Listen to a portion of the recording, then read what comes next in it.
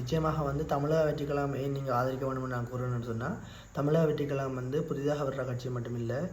தளபதி விஜய் அவர்கள் வந்து உண்மையாகவே வந்து பலரும் வந்து இதை வந்து விமர்சனத்துக்கு உள்ளாக்கியிருந்தாலும் கூட தமிழக வெற்றிக்கழகம் சார்பாக வந்து விஜய் அவர்கள் வந்து 33 வருட தன் சினிமா பயணத்தை விட்டுட்டு இவ்வளவு வருமானங்கள் எல்லாம் விட்டுட்டு வந்து பொதுமக்களுக்கு சேவை செய்யணுமென்ற நோக்கத்தில் வந்து தன்னை ஆதரித்து தன் கூடவே 33 வருடங்களாக இருந்த அந்த இளைஞர்கள் யுவதிகளை வந்து ஒரு வழிக்கு கொண்டு வரணும், அவர்களுக்கான எதிர்காலத்தை கட்டமைக்கணும் என்ற ஒரே நோக்கத்தில் வந்து விஜய் அவர்கள் வந்து இந்த கட்சியை ஆரம்பித்து தமிழக மக்களுக்கு வந்து நல்லாட்சி கொடுக்கணும், எல்லா வசதிகளையும் பூர்த்தி செய்யணும், வருமானத்தை அதிகரிக்கணும், வருமானம் மூடாக வந்து வசதி வாய்ப்புகளை அதிகரிக்கணும் என்ற நோக்கத்தோடும் கல்வி, அதை வந்து விவசாயம், மீன்பிடி போன்ற அடிப்படை வசதிகள் மட்டுமில்லை அடிப்படை தேவைகளையும் வந்து நிறைவேற்றும் முகமாக வந்து தமிழக வெற்றிக்கழகம் சார்பாக வந்து விஜய் அவர்கள் வந்திருக்கு. ஸோ அதன் அடிப்படையில் வந்து நீங்கள் வந்து எல்லாத்தையுமே ஒரு அனலைஸ் பண்ணி பார்த்தீங்கன்னா யார் இந்த 2026 தேர்தலில் வர வேண்டும் என்ற